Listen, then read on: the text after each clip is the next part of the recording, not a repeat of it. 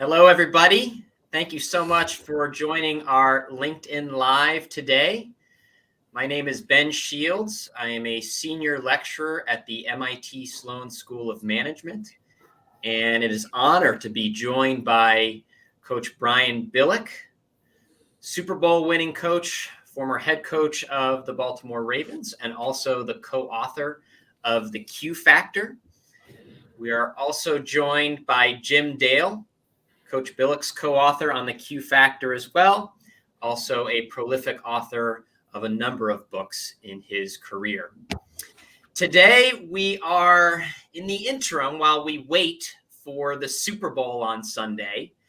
We here at MIT Sloan Exec Ed thought that this would be a fun and interesting educational opportunity to look at the challenge of building winning teams and the role of data in doing so. Now, before we get started, thought it might be fun, since we have the Super Bowl to look forward to on Sunday, to start a little bit of conversation and get a sense of what type of allegiances we have in our LinkedIn Live room. So do me a favor. Who are you rooting for on Sunday? Share in comments. Are you pulling for the Cincinnati Bengals? Or do you think the LA Rams are going to take home the Super Bowl championship? And for those of you that aren't NFL fans, know that here in the U.S., Super Bowl Sunday is essentially a holiday where the two teams try to take home the Lombardi Trophy as the best team in the NFL. All right, I'm starting to see some of these allegiances come through. Okay, let's keep it relatively friendly. You know, I like rivalry, but I want to make sure that this is respectful rivalry. All right. That's great. All right, keep it coming. Just as a bit of a preview, we're going to hear what Coach Billick thinks is going to happen on Sunday at the end of our LinkedIn Live. So let's get started. Coach Jim, first of all, thank you so much for joining us. Thank you for having us. Thanks. Thank you. I'd like to start with a question about the Q Factor. You wrote this fascinating book called The Q Factor, The Elusive Search for the Next Great NFL Quarterback. Let's go ahead and begin our discussion with a definition of the Q Factor and how you explored that concept in your book. Coach, do you want to start us off?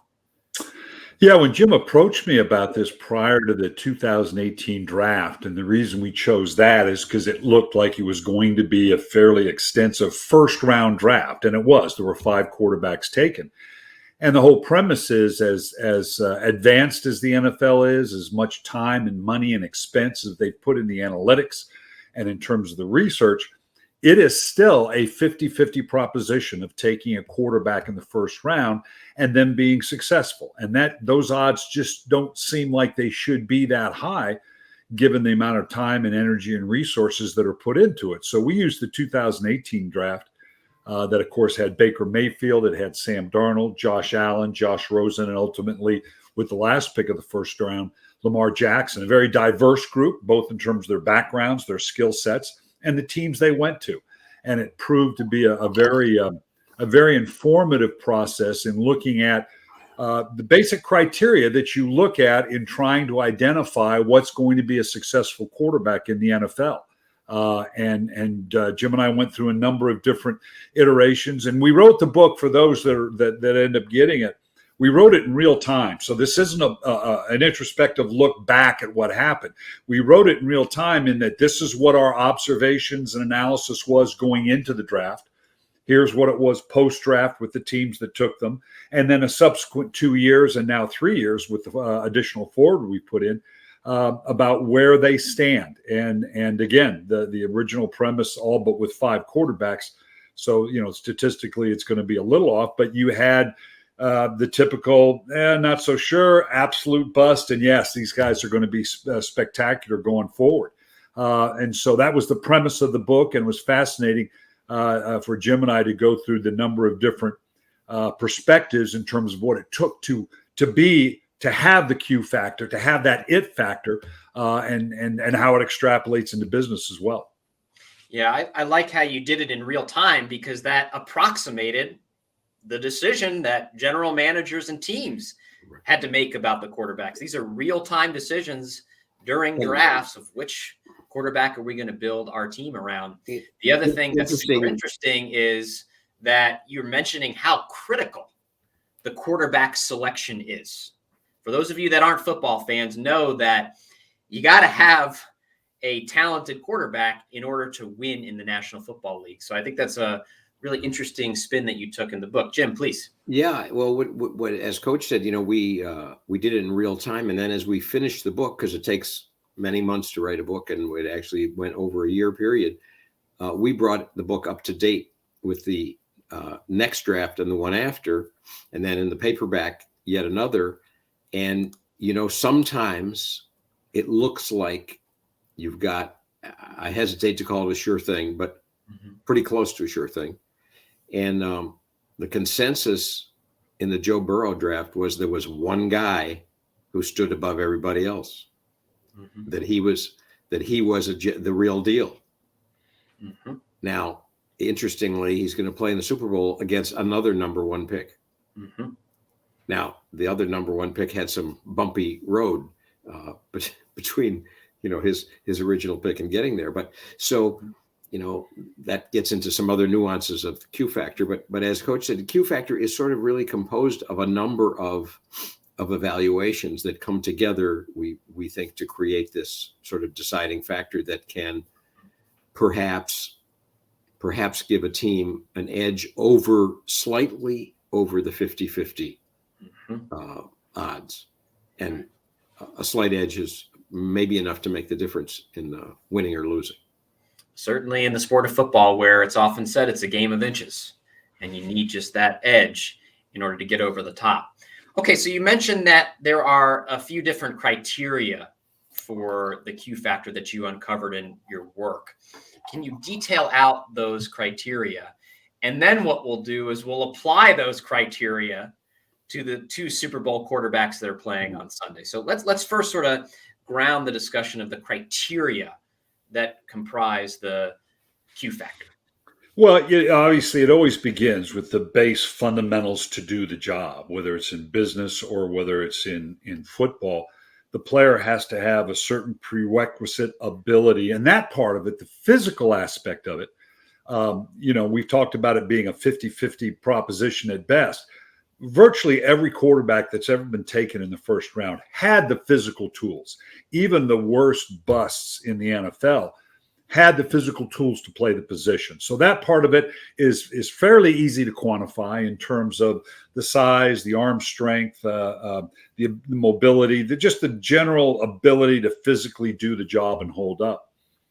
The next two parts of it get a little harder to identify, because obviously it then becomes the mental and emotional makeup of the player to transition from college into the NFL.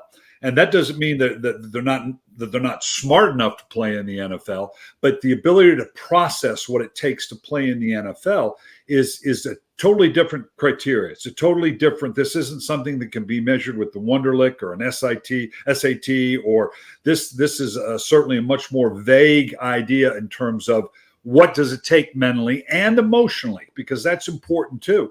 Obviously, with the pressure you're under and the notoriety that comes with playing in the NFL, holding up to that strain of being, because that is very much a factor as well. It's one thing to come in the NFL and try to perform. It's another when you are the first overall pick, as is the case of the two quarterbacks in the Super Bowl right now. The expectations that come with that can be absolutely overwhelming. And sometimes it's that lack of emotional stability under those critical situations that there were quarterbacks have faltered. Then the third part of it, and Jim alluded to it earlier, is the marriage between the player and the system and the organization. And as many times as not, that has not been a good fit. Now, you would argue, there's the personnel people say, oh, we got the right guy, but our system isn't right. Or the coaches will say, well, the system's fine, we just got the wrong player. So you're going to have a lot of different perspective of what comes first, the chicken or the egg. But that marrying of the right quarterback with the right system, the classic case always goes back to the Peyton Manning, Ryan Leaf draft. And a lot of people will not admit to it today because of the drastic contrast between the success of a Peyton Manning versus Ryan Leaf was one of those first round failures that you look at and say, look, this was abysmal failure. But when they were coming out, to use a drafting term, they were touching. 50% of the evaluators felt like Peyton Manning had topped out, was as good as he's going to be, and that Ryan Leaf had the bigger upside. And so that was a legitimate question coming in.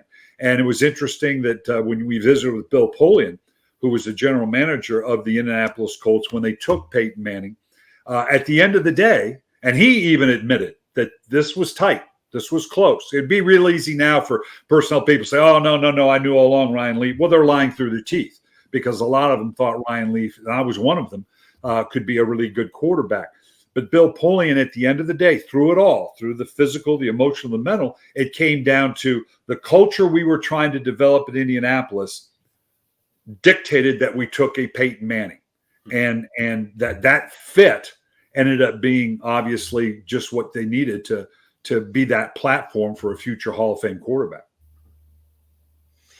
Yeah, it's interesting to hear you talk about the three different criteria, and that the physical, that's almost table stakes, right? If you're good enough to be considered an NFL quarterback, you're going to have a lot of the physical abilities, and those are easily measurable, and you can distinguish between one quarterback or another. The other two criteria are interesting as well, that emotional and mental piece, as well as the organizational cultural piece, which we will talk a little bit more about throughout our LinkedIn Live. Now, since we mentioned it, I do want to get into an application of these three criteria to the two Super Bowl quarterbacks playing in the big game on Sunday. Matthew Stafford from the Los Angeles Rams, and then Joe Burrow for the Cincinnati Bengals. Jim mentioned, interestingly, that both are former number one picks, which I think is helpful. Coach, when you analyze these two quarterbacks based on your work in the Q factor, where do you net out on who has the higher Q factor? Well, obviously, both have been successful in the NFL. Matthew Stafford over a long period of time, but under a tougher circumstance, being in Detroit, obviously not a winning organization, tougher to flourish, yet he still did. One of the things I was most interested in seeing Matthew Stafford go to the Rams was now for the first time being with the team that he wasn't going to have 700 throws on the year, that they had a running game, that they had a pretty good defense, and not pretty good, very good defense, and to be surrounded with a structure that was giving him a platform to be much more successful than he had been with the Detroit Lions. And then with Joe Burrow, both these quarterbacks coming out appeared to check all the boxes, fairly uniform throughout the league. People agreed these guys are going to be pretty good. They came from big programs, so they knew what it was, with Matthew Stafford coming from Georgia, Joe Burrow winning a national championship at LSU. So they all seemed to have all the prerequisites that you needed and came from the big program, so you could anticipate they had the mental and emotional ability to hold up under the strain. Now, having said that, there's been a number of top picks, and from a Jamarcus Russell to Vince Young. I mean, the list goes on and on of guys that we had said the same thing about.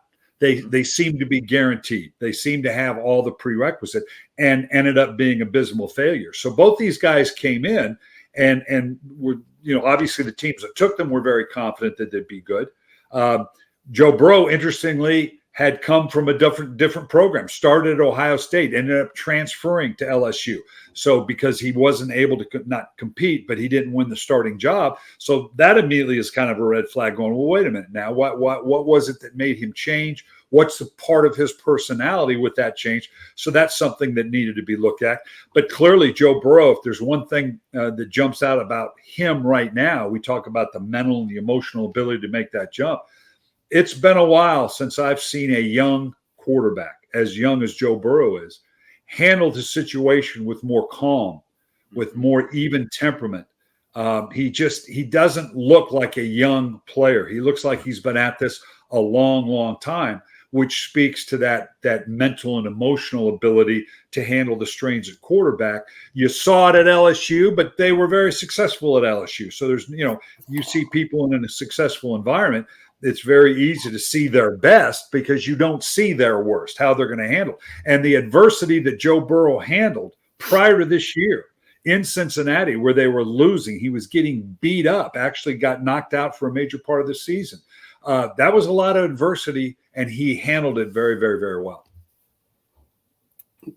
The interesting thing that we touched on a little while ago also is, the coach said, name these three factors, the physical, the emotional, and then the fit. And one of I find Stafford quite interesting because he was obviously drafted with high hopes, and he went to he went to an organization and they stumbled almost all the time. They tried, to fortify the team, bring in some players. They had a revolving door of coaches, which is always a bad sign. It may mean you're hiring the wrong coaches, or it may mean you're not giving them enough chance, or both. But he had an interesting reputation that, despite a lot of losing seasons or tough seasons, he had a reputation as an emotionally stable guy. He was a good guy. You got to have quite a reputation to be in a town where you're losing. And people would speak well of him. They'd speak terribly about the team. They'd say, we can't win here, but he's a good guy. And so, the sort of popular wisdom was, if things got right, he'd be good. You trade this guy, he goes to what I can only say is just simply a better organization. And I say that as a guy born and raised in Michigan. So I'm somewhat objective. He goes to a better organization with a better coaching staff, surrounded by talent in other areas. And everything they said about him came true. If that isn't a case of the difference that the match can make, just as it can in the corporate America or corporate world, that match is everything. Or can be. It can unlock that last piece. Yeah, that's super clear, especially with Stafford as a veteran quarterback, spending his career to date with the Detroit Lions, a different organization. It was clear coming into this season that on the physical and the mental emotional criteria that you've identified, he excelled. The question was, could we get that organizational cultural fit in a better place? And clearly that's been the case with him and the Rams organization. Burrow's an interesting case as well, because as you noted, Coach, second-year player, young player, clearly, of course, has the physical attributes of an NFL quarterback, and the open question about the mental, emotional ability to be resilient and to make tough decisions under duress. And clearly with this playoff run, as you noted, he has checked the box on that. We'll see how he does, of course, on Sunday. And also, what was sort of the organizational fit for Burrow within Cincinnati? I think that's an interesting piece here because, with all due respect to the Bengals, they had been a pretty losing organization in the years prior to bringing Burrow on board. So what was it about the organizational cultural fit that has enabled Burrow to thrive as well? Well, it's always one of the most difficult things to do in evaluating a quarterback is separating what's going on with the quarterback versus what's going on around him. You can mistakenly miss on a quarterback because of what's going on around him. It is not adequate, doesn't support him. Likewise, it's easy to over-evaluate a quarterback because he's on an incredibly talented team. You look at, I know, being up in the Massachusetts area, the quarterback now with the New England Patriots, Mac Jones, was an interesting contrast in looking at, he was the reverse side of it, in that this is a guy at Alabama. It was hard to evaluate. You saw the basic talent, but you also saw him on a team where he was playing behind the best offensive line in college football, throwing to the best group of receivers in all of college football, and handing off arguably to the best running back in college football. So there was a legitimate question, well, how good is this guy really? Because he's on a team that is so talented. Now, as it turns out, as we've seen, he is a good quarterback, and he has the ability to flourish in the NFL. And that was the tough decision the New England Patriots had to make in sizing him up versus a player that comes out of maybe a tough program or hasn't played as well, but obviously has still flourished. Joe Burrow, again, Cincinnati, and only Joe Burrow could answer that, whether he, the good news is you're the first pick in the draft. The bad news is you're going to the Cincinnati Bengals. It's one of those things where, a little conflicted. It's like watching my mother-in-law drive off a cliff in my new Mercedes. I'm a little conflicted, as to what's going on here. But he's an Ohio kid, okay? Grew up in Ohio. So that had to be, obviously exciting to him. And as we talked about, that organizational and the coaching fit. They brought in Coach Taylor, who had been in with the Rams and with Sean McVay and who struggled the first couple of years. Let's remember, going into this year, there was a great deal of speculation that Phil Taylor was going to be fired at the end of the year if they didn't have a good year because, he was building this. But what Cincinnati did do was bring in what now is apparent, the right coach with the right system and the right fit, and they got the right guy.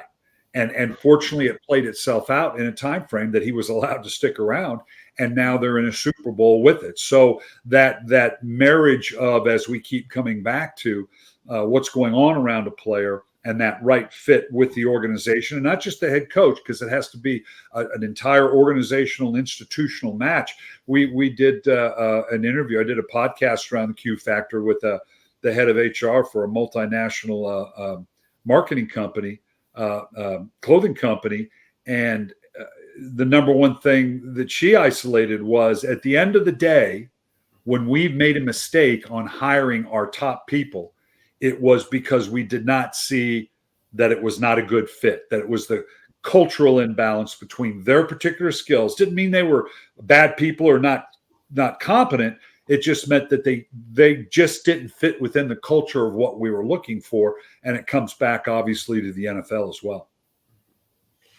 That's really helpful, Coach. And I know that we're going to get a question on this at some point, because I am monitoring the questions and comments. I know we're going to get a question on this.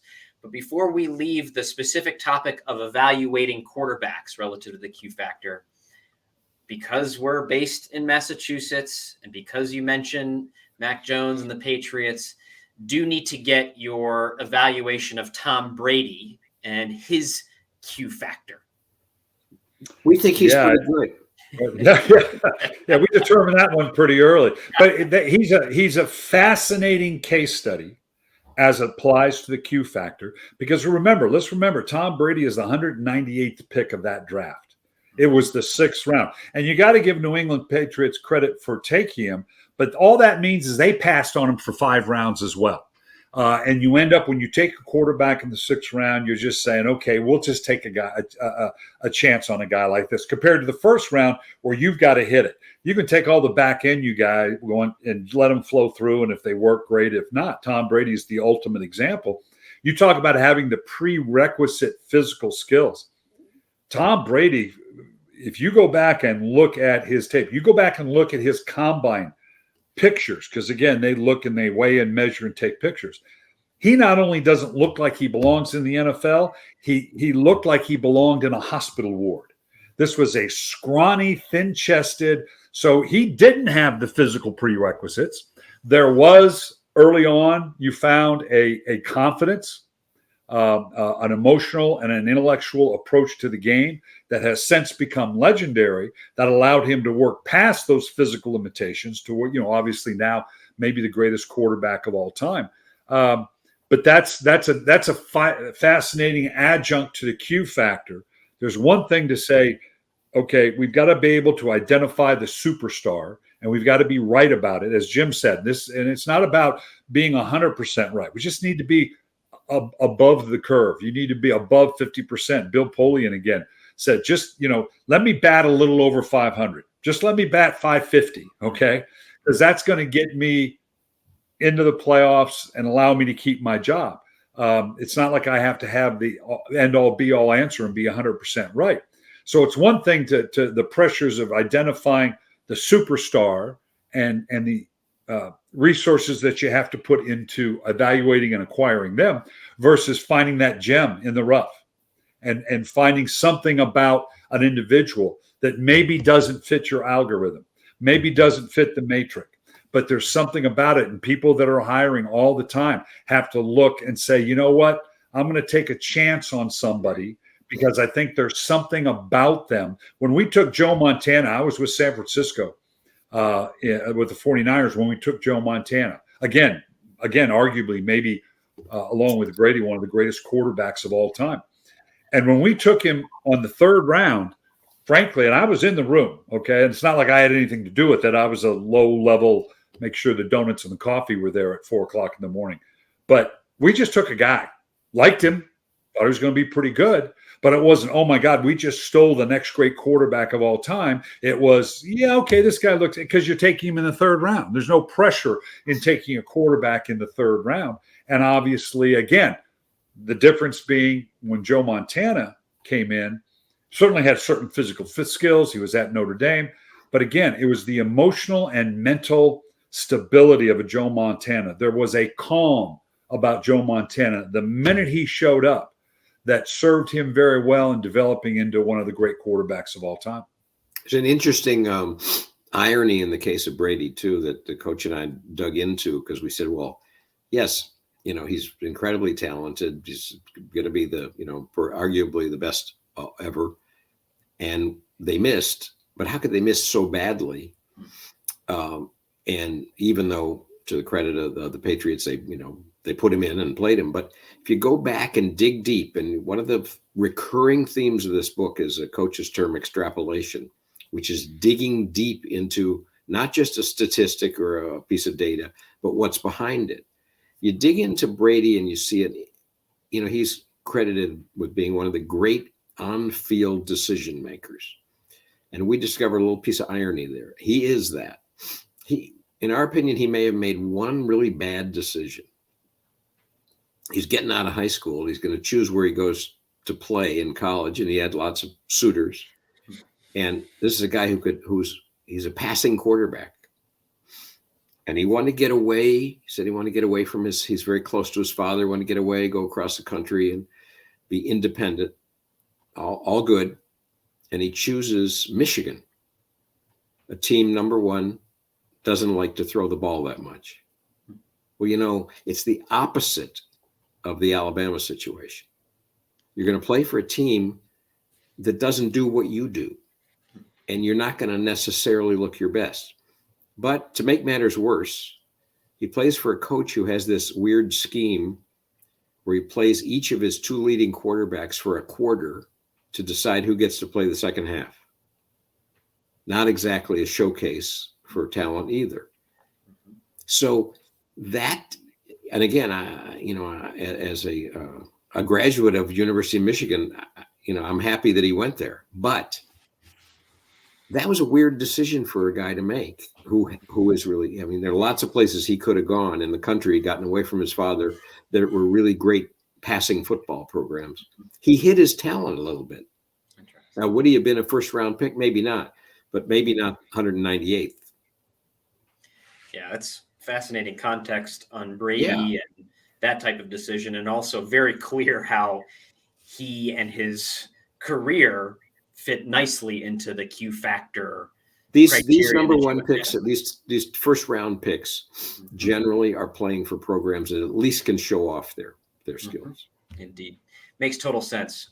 Well, I'd now like to start to draw some parallels to the business world. And we have been talking about the importance of quarterbacks to winning teams in football.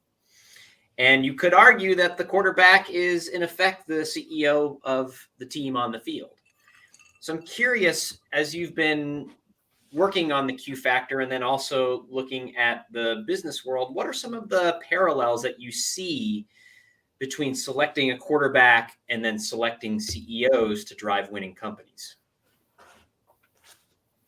Jim, you can lead off on that. Okay. Well, I think that the main thing we would say is, as Coach Billick said, this combination of elements is what makes some. You could say the direct parallel would be if the quarterback has to have those physical skills. Obviously, the CEO has to have a certain set of mental skills. Now, they may be measured by traditional measurements, where he or she went to school, what kind of degree, or they may be measured by less tangible but clear-cut measurements of intellect. But that is, as you said earlier, table stakes.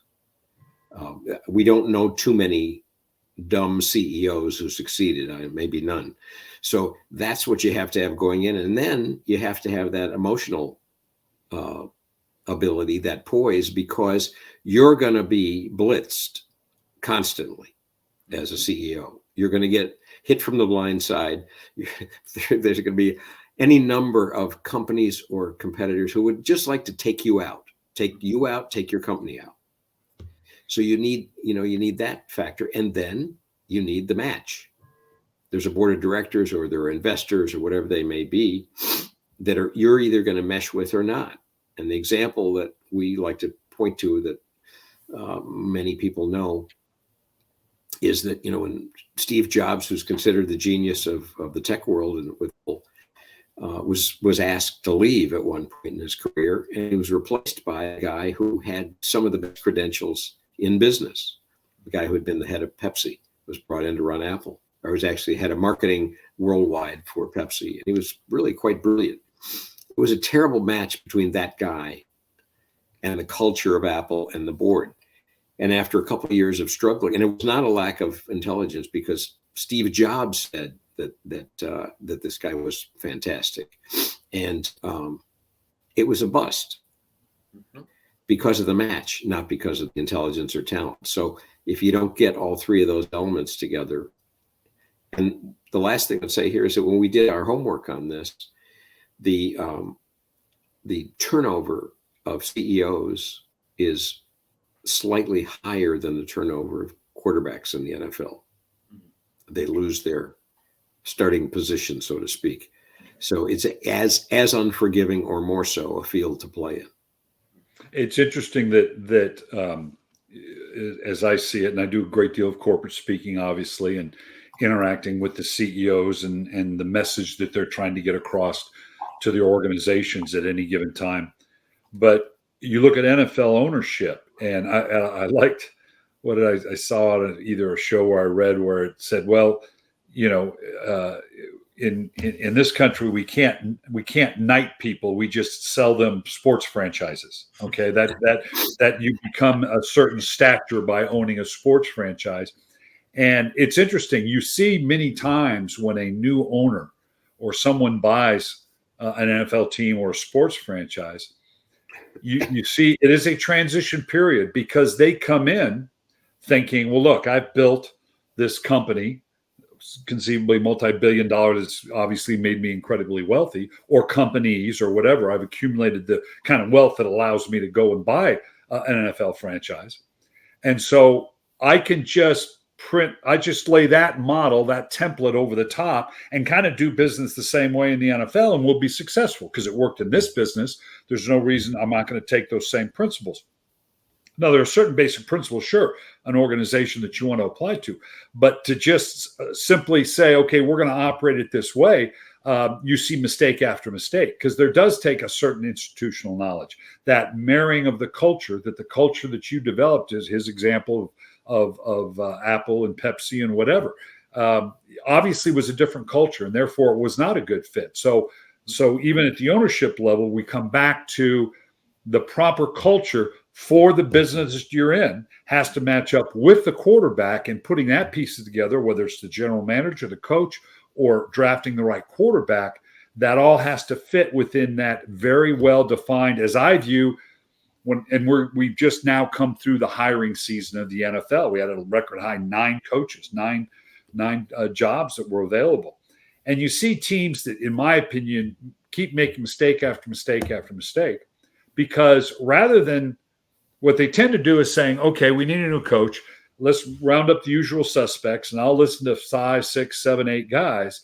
And I liked what Jim said, so I'm going to make him the head coach, as opposed to saying, well, what is our culture? What do we need to expand on that? And finding someone that can best fit the criteria of what it is we think we need from our head coach right now, rather than just taking the flavor of the month. And the teams that don't get that right continue, as do certain organizations. We just seem to have to be going through this a great deal, because they just don't get that part of it right, of marrying, whether it's the coach or the general manager, properly with the vision and the culture that the owner wants to establish in his organization. Yeah, that's a fascinating take on this topic, almost starting with what you want the culture to be, and then allowing you to move forward with the decision-making process accordingly, defining the criteria based on the culture that you are building. You know, we've gotten some really interesting questions, Coach and Jim, one of which is from Isabella Infantini.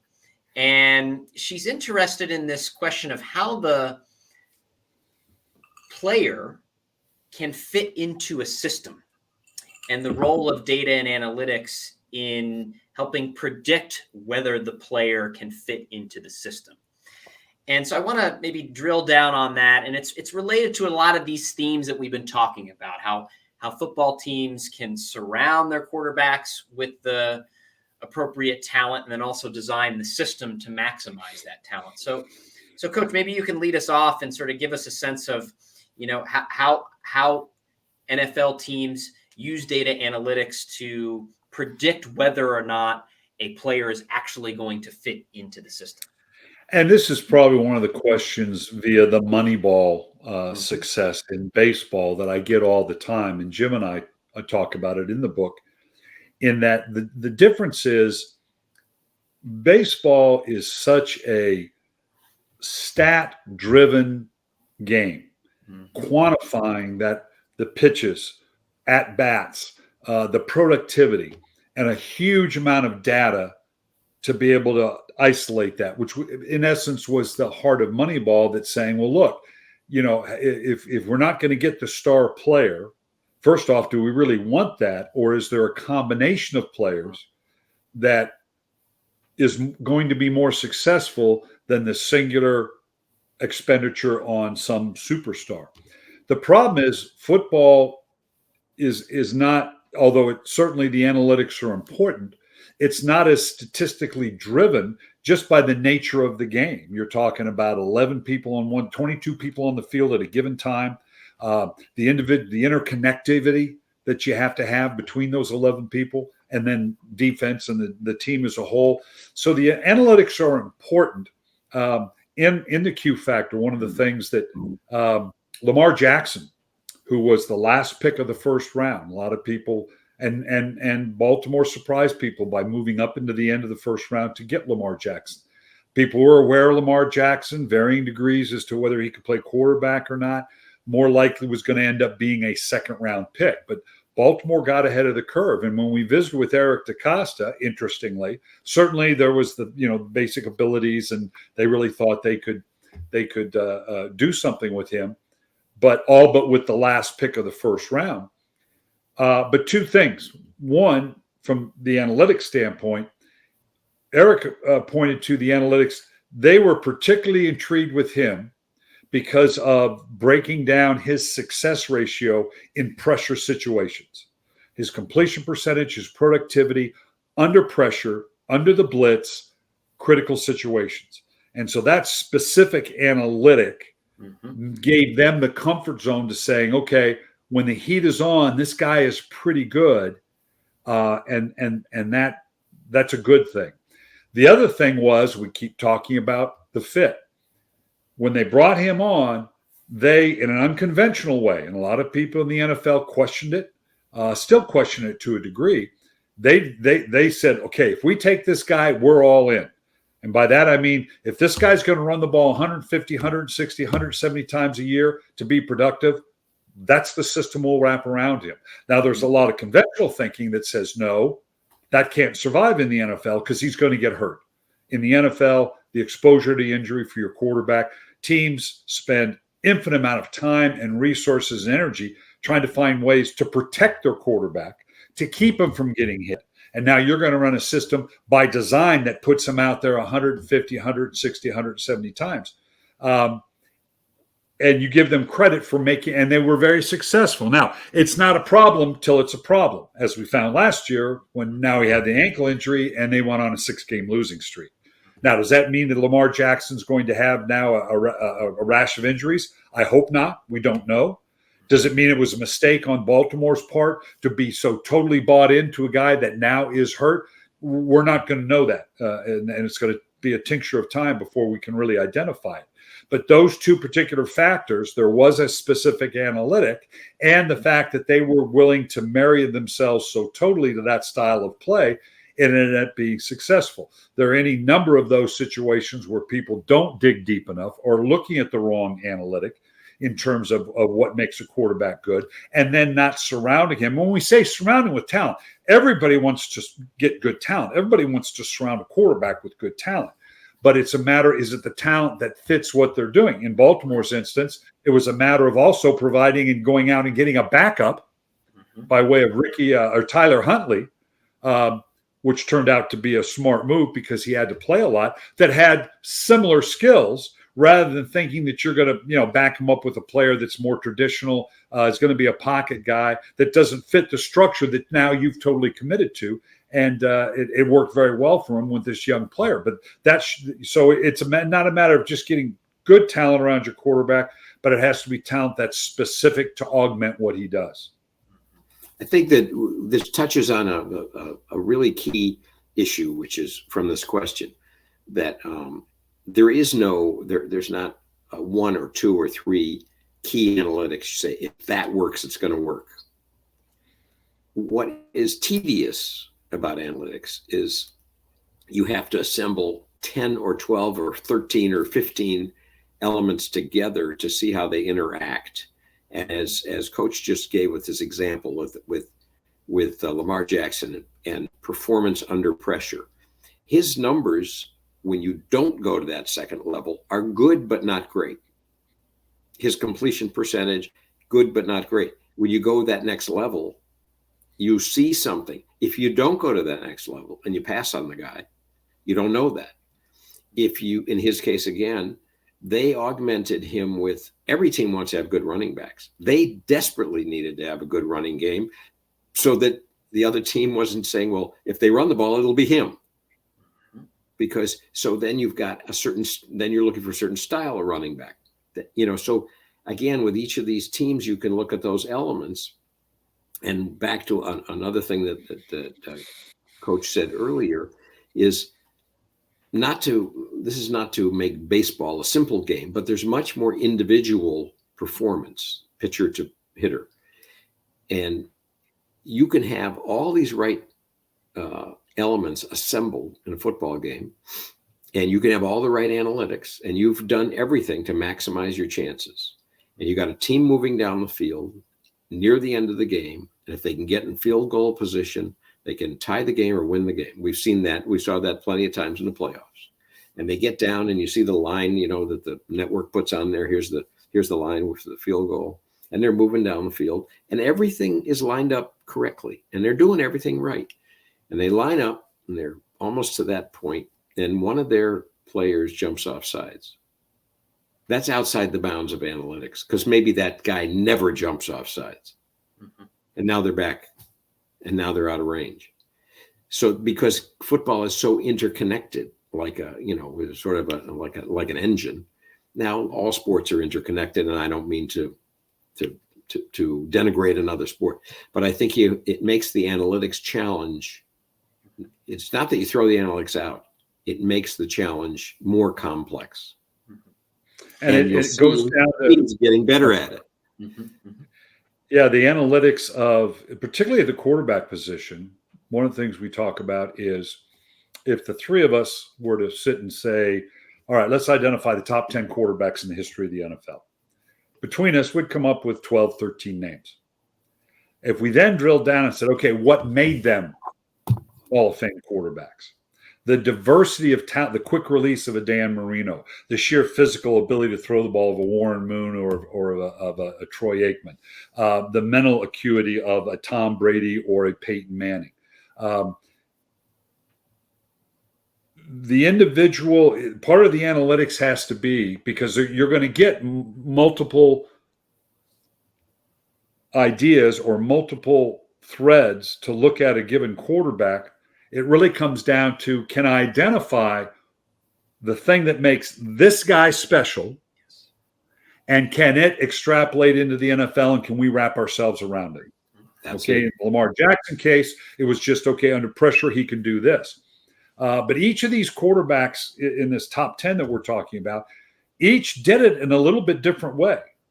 You know, if we look at the top receivers, top defensive end, top DBs, for the most part, there's going to be enough similarity as to why they ended up being good. You can't always measure the heart or the drive or the commitment to be a pro, but there's certain things that they do that said, yes, in order to be great at this position.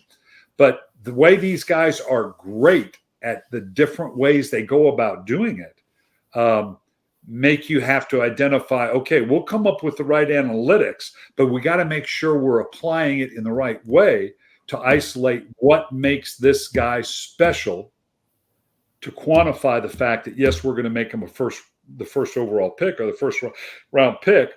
And because of that, this is what we have to wrap around it. Yeah, see, that is something. Oh, go ahead, Jim. I just saw something the other day that I thought it almost strikes you as being not quite a joke, but almost too elementary, but it's actually pretty profound. It's about data. Eric DeCosta said, the more draft picks I get, the better I do. Mm-hmm. If you think about it, if you have 5 chances to make a pick, or you have 10 chances to make a pick, even if there's some of them are deeper in the rounds. So he said, and you look at teams that do well, and trading for more picks. Well, that's almost at the other end. That's simple logic. But get me more picks, and of course you have more chances to get it right. Yeah, absolutely, and great lesson there. The other point that I would make, and this goes back to the Lamar Jackson case, because I think that's really instructive for the conversation here. And Coach, your point about the Ravens using analytics to uncover Lamar's competitive advantage, what he was exceptional at, and then surrounding him with the players to accentuate that strength and designing a system that accentuates that strength. I think that's a really helpful way to think about this question of applying data analytics to drive winning. Now, speaking of questions, they are flying in here. We're going to try and get to as many as we can. Let's go ahead and hear from. So Telesforo Gomez asks, doesn't the organization have to be willing to evolve some in their culture so that the CEO QB has a certain degree of success? I think getting at that notion of, well, you know, how much can the culture evolve in order to put the CEO or the QB in a position to succeed? That's a very insightful question, because that at the heart can be, particularly the NFL, which the NFL stands for not for long. I mean, some of the problems with the organizations are the expectations and how quickly you need to succeed. Let's go back and look at our Cincinnati Bengal example. There were many people that thought Phil Taylor should have been fired at the end of last year, even though it was just, I think, his second year, because they had been so bad for those 2 years. They got the quarterback, but even with that now, and Joe Burrow played very, very well when he played, but he got hurt. So the NFL, usually, most organizations tend to get, that evolving of the culture, because every coach that comes in is going to say, I'm here to change the culture. I'm here to establish a different culture. Even though the previous team, sometimes that culture can have been pretty good and they've won. They just happen to be in a circumstance that led to the coach being let go, and needed that next evolution of culture.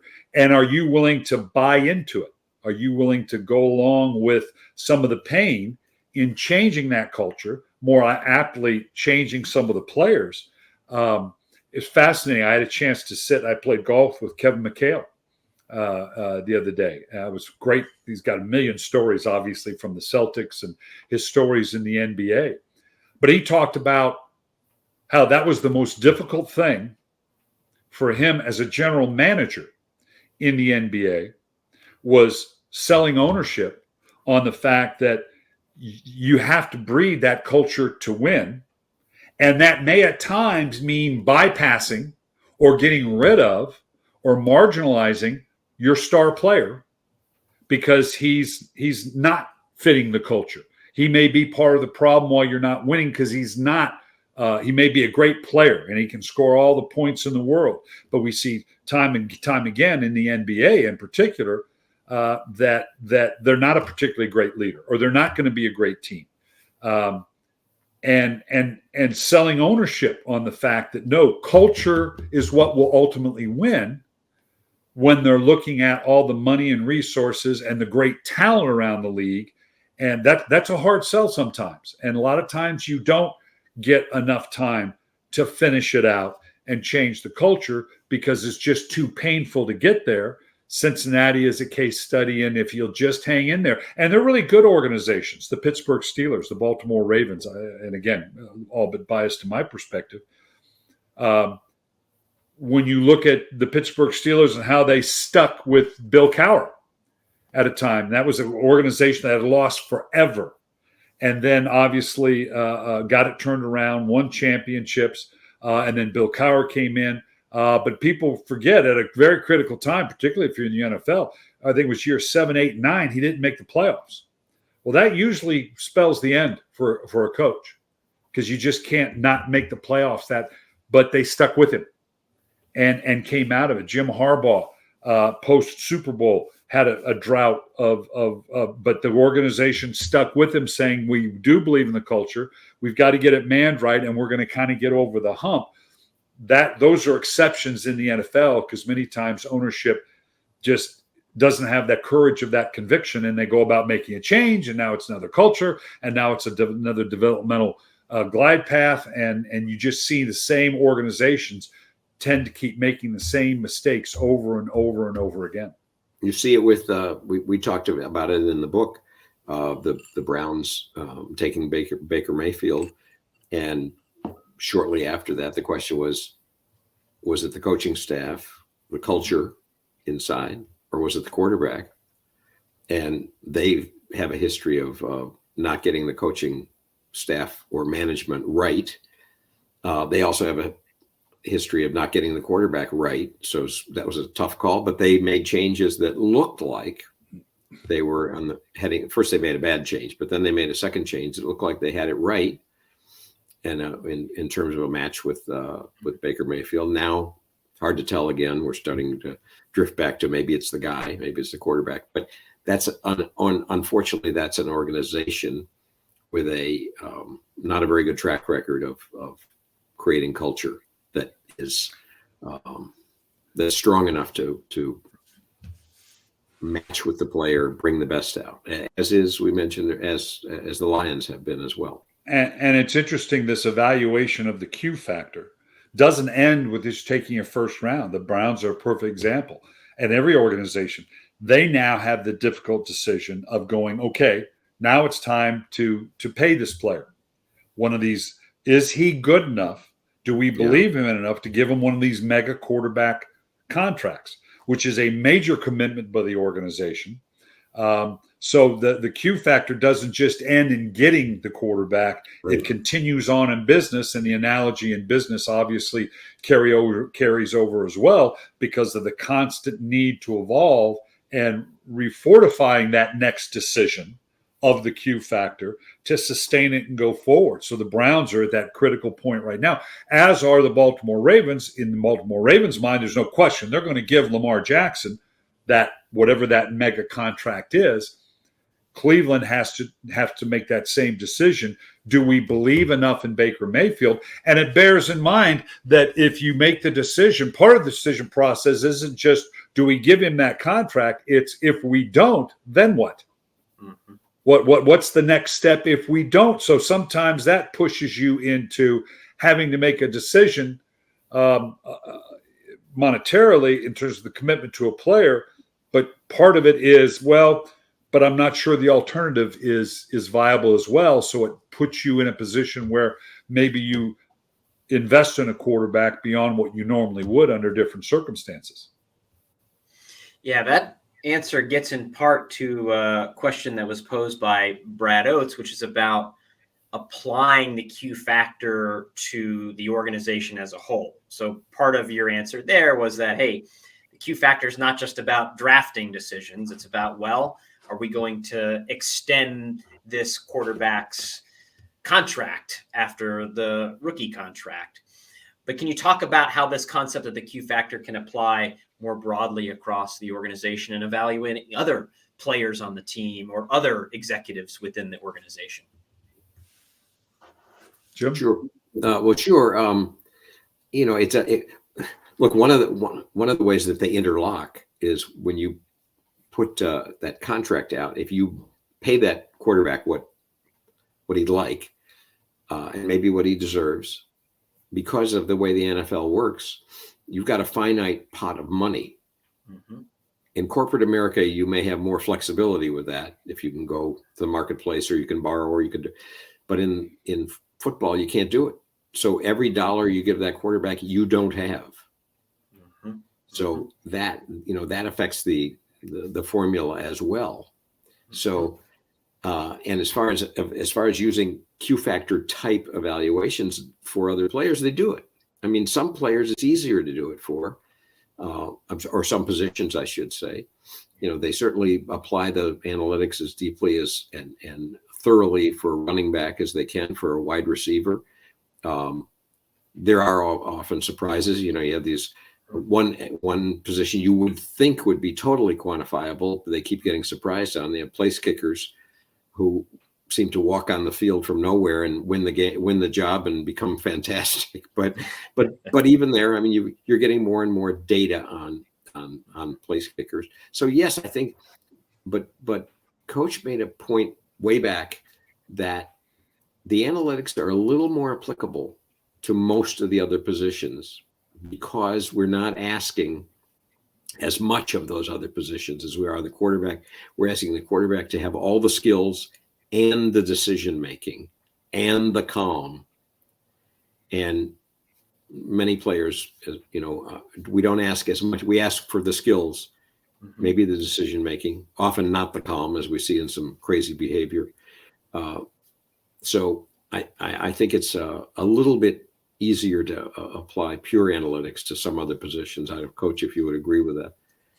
Yeah, you. One of the key things, Jim had a fascinating conversation with a group and a gentleman that measured the ability of individuals to be fighter pilots. Yeah. And one of the things that they do is so important is to try to quantify, and it's such a great analogy to the quarterback position, and I would think in business as well, that they have a mechanism by where they can measure the eye and where the eyes go in terms of a fighter pilot that is looking at the horizon and then checking the instruments. Now, they all know how to read the instruments, but the good fighter pilots are the ones that can look down at the instrumentation, pull out the relevant information they need very quickly, and then come back up and make a decision and do what they're supposed to do, compared to that guy that's constantly looking up and down, up and down. The thing in football, obviously, is a quarterback that's constantly staring at the rush, staring at protection. The ability to assess quickly what's going on and act decisively given that information, because you're never going to have all of the information, but you're constantly looking for it before you can pull that trigger. Young quarterbacks, particularly if they're successful in the first or second year, you hear them use the term, well, the game slowed down for me. Well, that's silly. The game never slows down. I mean, it's a very violent, quick game. But what they're really saying is, I'm assessing and recognizing more readily what's going on. Mm-hmm. So it seems like the game is slowing down because they're processing and becoming more familiar with what they're seeing and translating into what it is they need to do. And so that's a big part of it when we talk about the mental and emotional ability to transition into the NFL is that ability to how quickly can you process information and therefore act on it. The margins of a receiver being open in the NFL are infinitely smaller than in college football. That's really the toughest transition. For a young rookie quarterback in college to look and I remember Peyton Manning telling a story when his first year and he wasn't pulling the trigger, and Tom Moore, veteran, longtime coach in the league and brilliant coach, was saying, Peyton, why didn't you look at the film? Why didn't you throw the ball here? Because the guy's not open. And Tom had to get the point to Peyton. That's as open as you get in the NFL. Okay, that is enough of a window.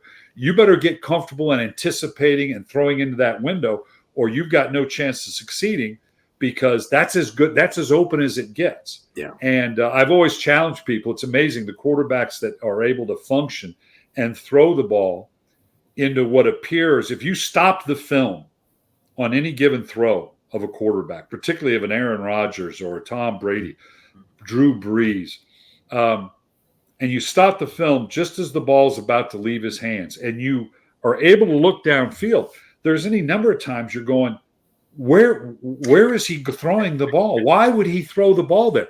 That guy, but because the game has slowed down, they recognize, no, there's a place I can throw the ball where my guy can get it and their guy can't, because they have developed that ability to survey the situation and say, yes, this gives me a chance to be successful. Not just throwing the ball up. I used to tell quarterbacks, I can get anybody throwing an interception. Hell, I can go out there and throw an interception, okay? And you don't have to pay me a lot of money. It's that guy that will throw the ball into a circumstance that's not readily discernible that is successful with it, like an Aaron Rodgers with a 5-to-1 touchdown to interception ratio that has taken it to a whole nother level. That ability to process information very quickly in the environment you're in and do it successfully. Well, I'll say, both Matthew Stafford and Joe Burrow are going to have an opportunity to make some game-changing decisions this Sunday. Coach, I mentioned this at the beginning when we got everybody's pick in the comments. Can you share who you think is going to win on Sunday? Well, as I told the staff before, it's harder here because what I typically do, and I will do between 50 and 60 interviews during the course of the week of Super Bowl, talking about the game and the quarterbacks. And my standard procedure was to pick, in this case, the Bengals on half of them and the Rams on the other half. That way on Monday morning, at least half the country thinks I know what I'm talking about. But so you're isolating me here a little bit. It's a fascinating matchup because certainly it's going to come down to the quarterbacks.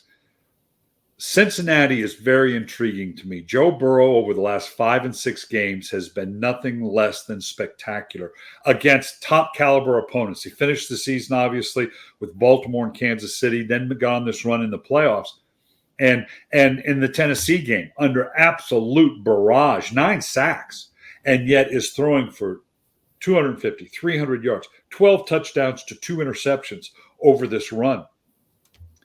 He's just playing spectacular. And Cincinnati has the confidence because of that no matter how the game goes, they're okay with it. If it has to be a track meet, we're good to go because we can go up and down the field. The Rams are structured a little more differently. I think the key is going to be if Matthew Stafford cannot turn the ball over, and they'll stay committed to the run. And Matthew Stafford with Cooper Kupp and OBJ has some really dynamic talent to move the ball down the field and may very well do that. But Cincinnati can be out of it, and LA can go on a 12, 13-play drive and score, and Cincinnati won't panic because it's okay, we'll get there in 3 plays. And Joe Burrow will take them right down the field. So I think it's a fascinating matchup. I think it's a very equitable matchup. I'd be shocked if we don't have a really good game that comes down to maybe who has the ball last. But I think at the end of the day, I'm on the. Of course, now I'm in Columbus, Ohio, right now. So if I want to go to the store here when we're done, I better pick the Cincinnati Bengals. But I think Joe Burrow and the Bengals, there's something about them that, for me, says this is their day. Well, listen, it doesn't get much better than hearing analysis on the Super Bowl from someone who's actually won a Super Bowl. So, Coach, thank you so much for sharing your insights there. And thanks also for everything you shared around the Q Factor. Thanks greatly to Jim as well for your insights, not only on your work with the Q Factor, but also how it applies to the business world. I hope you all enjoyed our LinkedIn Live. We tried to have a little fun with Super Bowl week. If you are interested in continuing the conversation around data-driven teams and the art and science of winning and how you can apply what works in sports to the corporate or nonprofit context, join us in our next live online executive education course here at MIT Sloan, May 22nd to 25th. We'd love to see you there. Coach, Jim, thank you again for your excellent contributions. It's always a pleasure. Thanks so much. Glad to do it. Thank you.